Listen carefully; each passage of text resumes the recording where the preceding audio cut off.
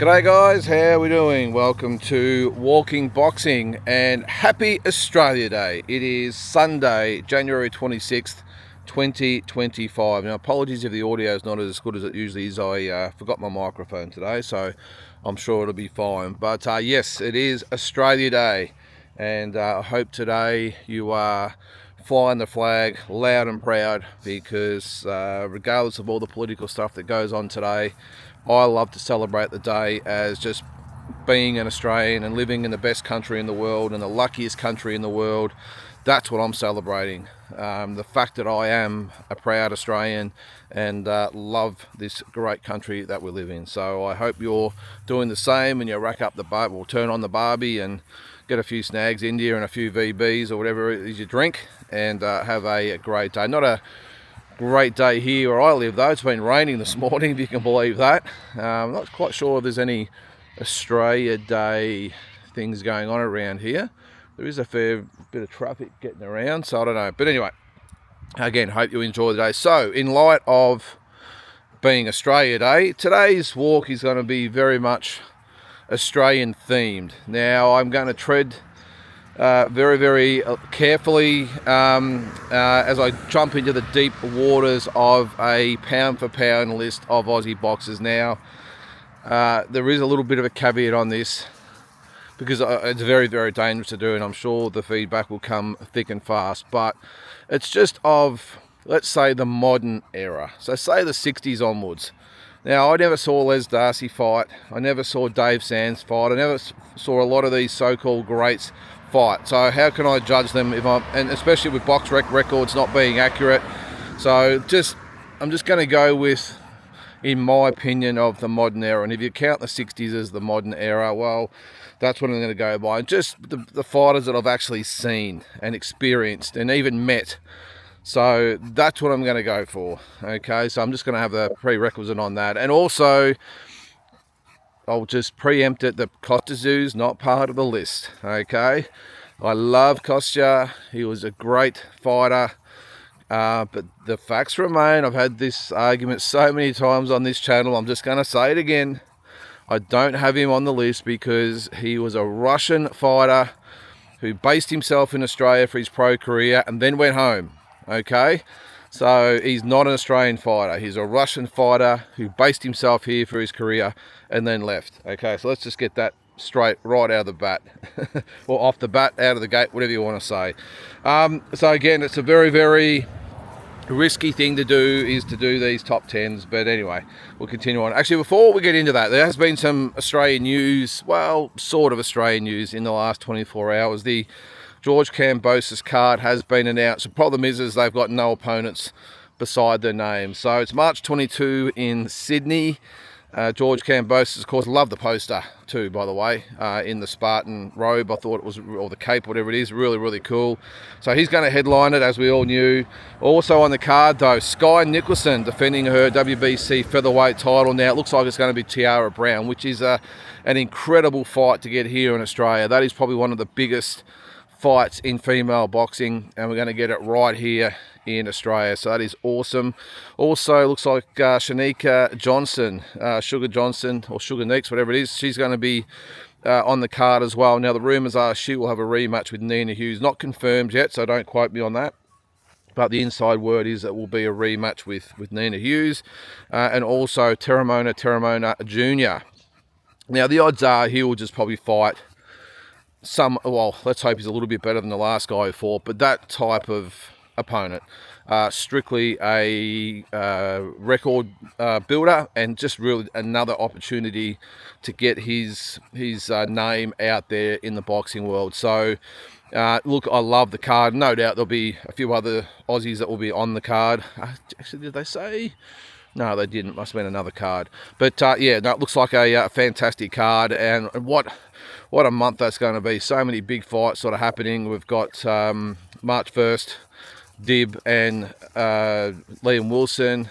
The 12th is Jarvis and Thurman, and then we go into this one. And then 2 weeks after that, we'll have the Tim Zoo with what looks like the Joey Spencer fight. So, wow, what a 4 or 5 weeks that is going to be. It'll be absolutely fantastic. So, I'm sure this week, what is it, Sunday today? So, this coming week, no doubt, will all be announced. There'll be a big press conference, and George Cambosa's back in the big time with a big pay-per-view on his way to hopefully what will be a shot at the 140-pound title, or a 140-pound title. So all the best to George, Sky, Shanika and Terramona on that card, and whoever else they put on there. So as I said, it's going to be a big month to cover for boxing here in Australia. All right, so onto this list.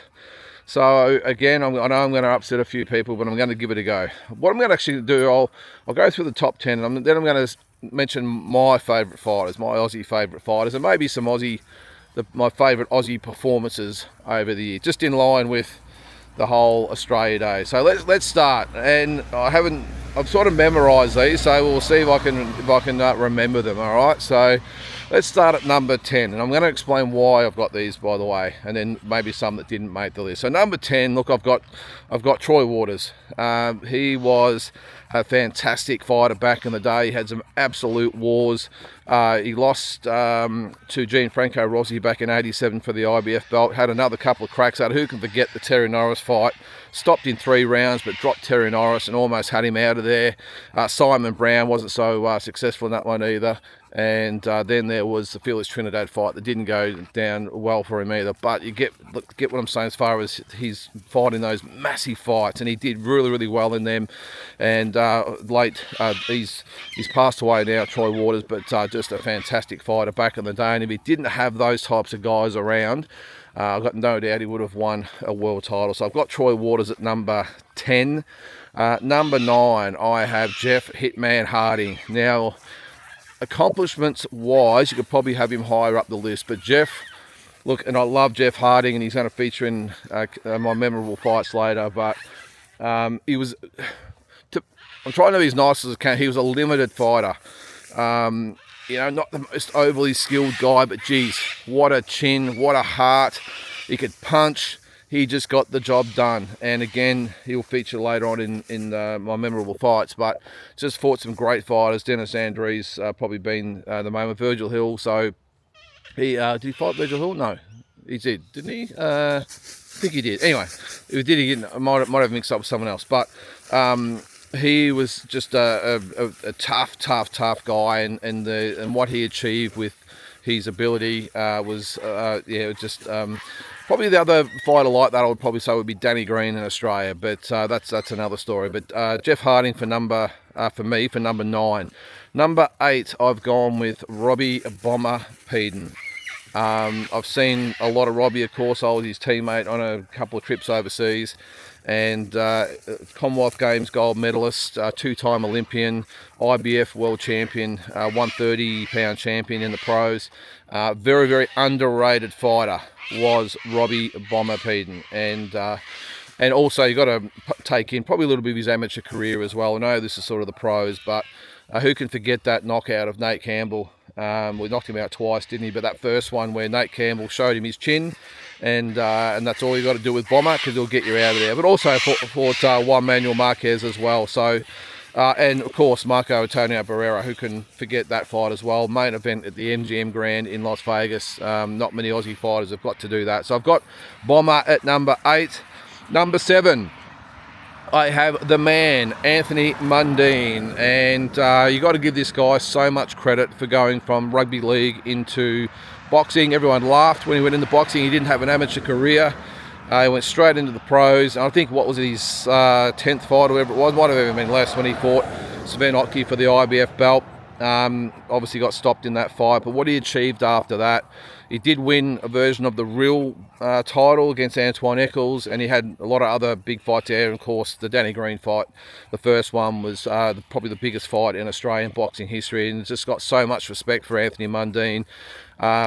It took him a long time to get the respect of the boxing public here. A lot of people wrote him off, and what he did in boxing was just amazing, and always fronting up against the best fighters going around. The only The only shame about his career, I think, is that he never went to the States and really tested himself over there. All the fights were always here, and I know the money was here and the crowds and the attention, all that sort of stuff. But that's probably the only flaw I've got on Anthony Mundine's record, is he never tested himself overseas, well, in the States anyway. He did have one fight there and one fight obviously against Otke in Germany, but yeah, that's probably the only thing with him. Then we go down to, what are we up to? What's that? Hang on. So who have we gone through so far? We've had Waters at 10, Harding at 9. We've had Bomber at 8, Peden at 7. All right. Sorry, Mundine at, and then Mundine at 6. Sorry. Next one is Barry Michael. Actually, he's number 6. Sorry, Mundine was number 7. Barry Michael. Sorry, again, I haven't got the list. I'm just going off my memory here. So Barry Michael, everyone's favourite larrikin back in the day, but he could fight. He was tough. He was hard. He was super fit. Just had a chin made of granite, and above that, super talented as well. And who can forget the fight with Lester Ellis, of course, when he lifted the IBF 130-pound title. But he's another one I thought could have done a lot more overseas. I know he did have some fights in England, but I used to love watching Barry Michael. Wasn't my favourite fighter, especially after he beat Lester Ellis, but he's a great bloke if you've met him. And I think, yeah, the number 6 Aussie fighter of the modern era, Barry Boy Michael. Number 5, I have, now this is a little bit controversial. This is a very much a modern day champion, because he's the current world champion. I'm going with Jai Pataya. That's how good I think he is. I just think he's going up the list with a bullet, but I think already Jai Pataya for me is the number 5 Aussie boxer of the modern era. Now I know that's going to upset a lot of the boxing purists out there, the historical sort of fans that like to look at all those records and stuff, but again, this is from the 60s onwards, and I know it might be a little bit of an insult to a lot of the you guys and girls who go back to some of those greats, but I really think already Jai Pataya is number 5 in on the rankings of the best Aussie fighters since the 60s. So, and I think he's going up the list, as I said, with a bullet. Number 4. I've gone with the Master Blaster, Lester Ellis. Now, I think Lester could have been even higher at some stage. I just think at the time, we won the world title at 19 years of age, if you can believe that. Unbelievable, 19. And lost it in his second defence against Barry Michael. Who can forget also that win over Rod Sequinin in his first defence, 13-3. He was gone after the second round, Lester. Found his way back into the fight and stopped Rod Sequinin in the 13th round. And just an amazing, memorable fight that doesn't probably get mentioned enough, if you ask me. That is one of the greatest performances and comebacks I've ever seen. So if you haven't seen it, look out for Lester Ellis and Rod Sequinin. I'm sure it's on YouTube somewhere. Just an amazing fight back in the day of the 15 round, as that was. But I just think Lester, I don't think he was managed well at all. I still don't understand why they would have put Lester in with a 30-year-old, really experienced fighter in Barry Michael, who apparently used to get it over him in sparring, just by experience, and could really get into Lester's head. And that really just derailed Lester. I just think in this day and age, with his ability, just a brilliant fighter with a brilliant left hook to the head and body. I think he could have been anything in this day and age with say an Eddie Hearn behind him, or even a No Limit behind him, or someone. He could have been probably in our top 2 pound-for-pound fighters ever. That's how good Lester Ellis was. So it sort of gets forgotten a bit sometimes, and I know he was from my era, so I probably look at him a little bit more favourably. But yeah, I just thought ability-wise, I just thought he had everything. Did Lester. Number 3, I've gone with Johnny Famechon. These 3 are probably going to be pretty predictable, but yeah, Johnny Famechon, of course, he won the world title with that win over Jose Legra. Got the 100,000 people at a parade when he came home, which just blows my mind to think in this day and age when there was no social media or anything like that, and you've got 100,000 people welcoming him home, and these days you can barely get a spot on the back page of the paper. So there you go. So Johnny Famechon for me, number 3. Number 2, Lionel Rose. Again, arguably a lot of people would have him at number 1, but yeah, Lionel Rose, just brilliant. Who can, again, forget those fights? I've said who can forget a lot of times, but those fights with fighting Harada, and just a brilliant fighter, and I think he's our first Aboriginal world champion back in the day. So, and a lovable character as well he was Lionel Rose. I've got him at number 2, and no surprise, at number 1 I have the Marrickville Mauler, Jeff Fenech. My favourite Australian fighter of all time. Just what he achieved with limited experience coming out of the amateurs. I think he only had like 20 or 30 fights in the amateurs and got ripped off at the 84 Olympics, turned pro and won the world title, I think, in his 6th fight. Look, I will say the Satoshi Shingaki, the guy who fought for the title, wasn't exactly Floyd Mayweather, but as he went on, he defended against all the mandatory challenges, moved up, won the WBC 122-pound title with that knockout of Samart Pakaroon, beat Victor Kalijes for the WBC featherweight title, and then should have been a 4-time world champion with that awful decision with Azuma Nelson when he got a draw. So he should have been a 4-time world champion. I know he is sort of recognised now as that 4-time champion, but for Jeff that still won't sit well. He didn't win it in the ring, so that was just great on him. But I think the fact that 99.9% of the people that have seen that fight thought that he won clearly would give him a little bit of a solace anyway. So I've got Jeff Fenech at number 1. How did you have it? And going through the list, it was actually funny because I went through and I thought I've met every single one of these 10 fighters at one stage or another. So that was an honour as well to have all those 10 fighters on my pound for pound list, and I've had the fortune of meeting every single one of them along the way. And then as far as memorable Aussie fights, the greatest performances that I've ever seen in boxing, I know you mentioned, or did mention, the Famechon Harada and Famechon and Lega and Rose Harada and those types of fights, but I wasn't there in those times, and I'm sure people back in those days would say they were the most memorable, but for me, I probably got 4 or 5. I'll sort of work my way down. Fenech Nelson, who can forget that fight? Amazing fighters being memorable, all for probably the wrong reasons. Then you've got, I think even Jai Pataya and Marius Breedis. You look at that fight, what Jai went through to win that belt was very, very memorable. Then you've got fights like Horn Pacquiao was obviously up there as well. Kambosos and Lopez would have to be up there as well. But I'll tell you, my number 1, actually I've got another one I'll get to, an honourable mention. My most memorable fight ever was the Dennis Andrews and Jeff Harding fight. Jeff Harding, he'd lost pretty much 11 out of 11 rounds going into the final round. He had blood coming down his face, way behind, as I said, on the scorecards, and he's come out in the last round and stopped Dennis Andrews, who, just an amazing day. Now, I was only 15 or 16 or something like that when I watched it, but I was jumping around the lounge room and I could see Jeff Fenech at ringside doing the same thing, jumping and waving his fist. It was just, for me, the most memorable performance of an Australian boxer in my lifetime. Amazing. And again, just probably an honourable mention is when Spike Sheeny at the Olympics made the final of the welterweight division. I think it was welterweight or whatever it was, light welterweight or welterweight. He made the final. He lost to the Russian, but going along for the ride, he'd won 4 fights going into the final in Seoul, South Korea. That was 1988, and I was shattered when Spike lost that fight. And he did avenge that loss in an amateur show they did a few months later, but that was another memorable moment for me as well. So, and I'm sure you guys have got a lot out there, or you guys and girls out there have got a lot yourselves. But for me, they were the most memorable times. My favourite fighters, without a doubt, Jeff Fenech was my favourite Aussie fighter, and I would say Lester Ellis was number 2. And again, they were sort of from my time, but I used to love Lester Ellis. Again, I was only, what was I when he won the world title? I might have been, I think 11 or 12, maybe I think I was turning 12 that year.